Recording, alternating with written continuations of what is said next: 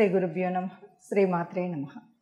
ఆదిత్యాయ చ సోమాయ మంగళాయ బుధాయ గురుశుక్రశనిభ్యే రాహవే కేతవే నమః. జపాకుస్మ సంకాశం కాశ్యపేయం మహాధృతిం తమోరం సర్వపాపగ్నం ప్రణతోస్మి దివాకరం అంటూ గ్రహరాజు అయినటువంటి రవిరాజుకు నమస్కరిస్తూ, మారుతున్నటువంటి కాలంతో పాటు మారుతున్నటువంటి గ్రహాలు, ఈ మారేటువంటి గ్రహాల మూలంగా మనకి ఏదైతే పరిస్థితి ఉంటుందో దాన్నే మనం ఆ గ్రహాల యొక్క చారాన్ని గోచారం అని చెప్పుకుంటూ ఉన్నాం. ఈ గోచారం మరి ఈ గోచారం జూన్ 1 నుండి జూన్ మాసం అంతా కూడా ఎలా ఉంటుంది ఏంటి, మనం ప్రతి మాసం కూడా మాస గోచారం అలాగే పక్ష గోచారం చెప్పుకుంటూ ఉన్నాం. అందులో భాగంగా జూన్ మాసంలో గోచార ఫలితాలు ఎలా ఉంటాయో చూద్దాం. ముందుగా గ్రహస్థితి ఎలా ఉంది, జూన్ మాసానికి గాను గ్రహస్థితి ఎలా ఉంది అంటే, మీనరాశిలో రాహుతో పాటు కుజుడు ఒక్కరోజే ఉంటాడు జూన్లో కనుక చూస్తే.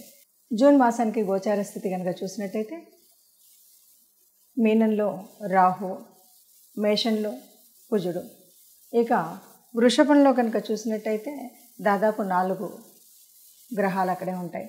రవితో పాటు గురు, శుక్రుడు, బుధుడు వీరందరూ కూడా ఒకే స్థానంలో ఉండడం, అలాగే కన్యలో కేతువు, ఇక మిగిలినటువంటి శని మనకి కుంభరాశిలో కనిపిస్తున్నాడు.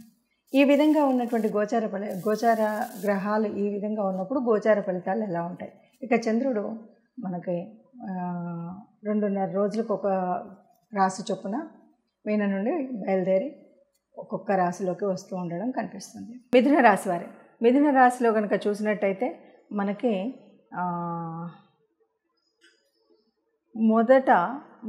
మొదటి పక్షంలో కనుక మనకు చూసినట్టయితే మొదటి పక్షంలో వ్యయభావంలో రవితో కలిసి గురు, శుక్రుడు, బుధుడు వీరంతా ఉండడం కనిపిస్తుంది. దీనివల్ల మనకి ఏమైనా ఇబ్బంది ఉందా అని కనుక చూసినట్టయితే అధిక ఖర్చు, తర్వాత శుభ ఫలితాలు అనేవి అటు ఇటుగా ఉంటాయనే చెప్పచ్చు. తర్వాత కేతు వచ్చి 4వ స్థానంలో ఉన్నాడు, శని 9వ స్థానంలో ఉండడం, 10వ స్థానంలో రాహు ఉండడం, తర్వాత 11వ స్థానంలో కుజుడు. ఇలా ఉన్నటువంటి ఈ పరిస్థితులలో మరి ఎలా ఉంటుంది అని అనుకున్న కనుక చూసినట్టయితే కొద్దిగా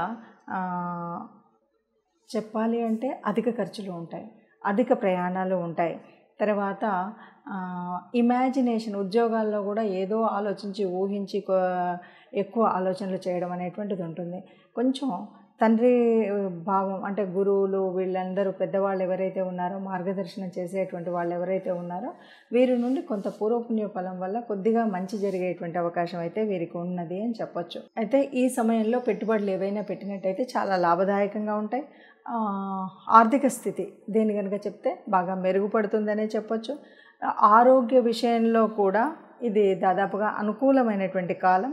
ఈ కాలంలో శీతల ప్రాంతాలకి ప్రయాణం ఇలాంటివన్నీ కూడా మనకి బాగా, అంటే చాలామంది సమ్మర్ రిసార్ట్స్కి వెళ్తూ ఉంటారు కదా, ఇలాంటి ప్రయాణాలు ఇవన్నీ కూడా మనకు కనిపించేటువంటిది ఈ జూన్ మాసంలో మనకి మిథున రాశి వారికి కనిపిస్తూ ఉంటుంది.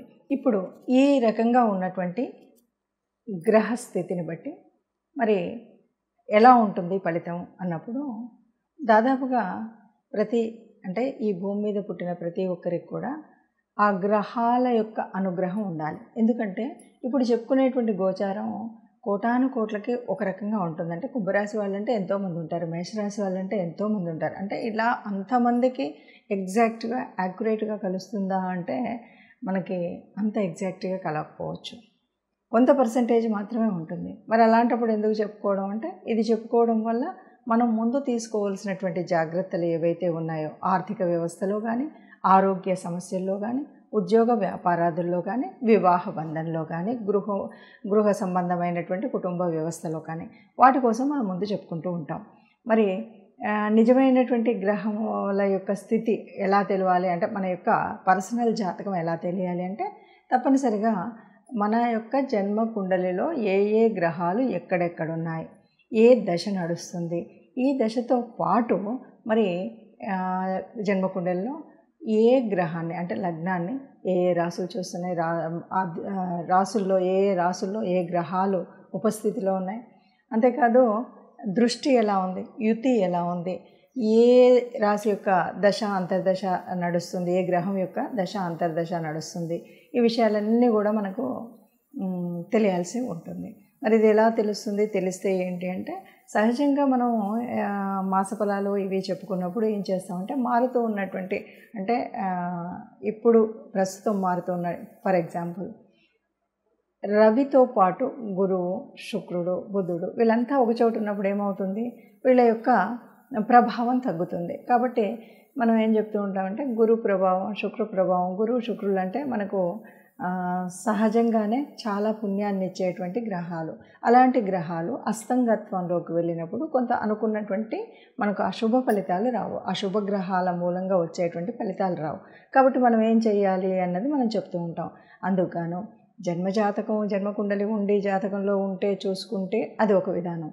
అలా లేకపోయినా ఈ గోచార ఫలితాన్ని చూసినట్టయితే ఈ మాసానికి గాను ఈ మాసంలో ఎలా ఉంది అంటే మొదటి పక్షంలో దాదాపు గురువు పూర్తిగా రవితో ఉండడం, తర్వాతి కాలంలో అంటే ఈ నెలలో సగభాగము గురువు రవితో ఉండడం, తర్వాతి సగభాగంలో శుక్రుడు రవితో కలిసి ఉండడం, ఇలాంటివి ఉన్నాయి. కాబట్టి ఏం చేయాలి అంటే గురువు, శుక్రుడు వీళ్ళందరికీ కూడా మనకు కావాల్సినటువంటి గురువు గురించి మనం గురువు యొక్క ఈ అస్తంగత్వ దోషం ఉండకుండా ఆ ప్రభావం ఉండాలి అంటే గురు సంబంధితమైనటువంటి దేవాలయాలకు వెళ్ళాలి.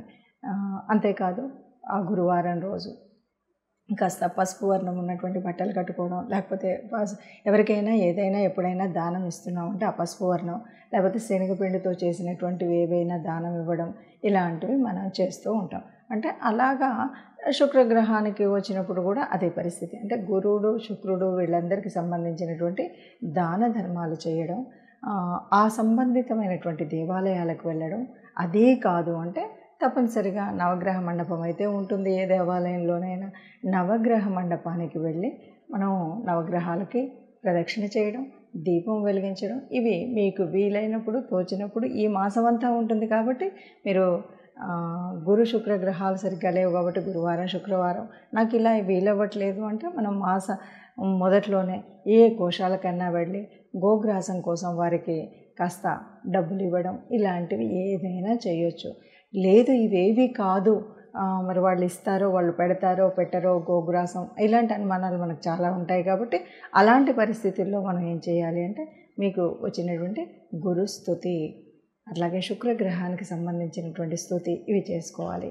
అట్లాగే మరి శని ఉన్నటువంటి ప్రదేశం, శని యొక్క దృష్టి, ఇవన్నీ కూడా ఈ మాసంలో మనకు తగులుతున్నటువంటి గ్రహాలు ఏవైతే ఈ రాశులు ఏవైతే ఉన్నాయో, అర్ధాష్టమ శని ఫర్ ఎగ్జాంపుల్ వృశ్చిక రాశి అర్ధాష్టమ శని ఉంది. ఏం చేయాలి, శనికి సంబంధించినంత వరకు మనం అభిషేకానికి శివాలయానికి వెళ్ళి అభిషేకం చేసుకోవడం, లేకపోతే శని స్తుతి చదువుకోవడం, ఇలాంటివి చేసినట్టయితే మనకు ఉన్నటువంటి ఈ మాసం అంతా కూడా ఉన్నటువంటి గ్రహ దోషాల వల్ల, లేకపోతే సరి అయిన స్థలంలో గ్రహాలు లేకపోవడం వల్ల ఉండేటువంటి ప్రభావం ఏదైతే అది తగ్గుతుంది. దానికోసం మనం ఈ చిన్న చిన్న పరిహారాలు చేసుకుంటే సరిపోతుంది. అందరూ సుఖంగా ఉండాలని, అందులో మనం కూడా ఉండాలని భావిస్తూ సర్వే జన సుఖినో భవంతు.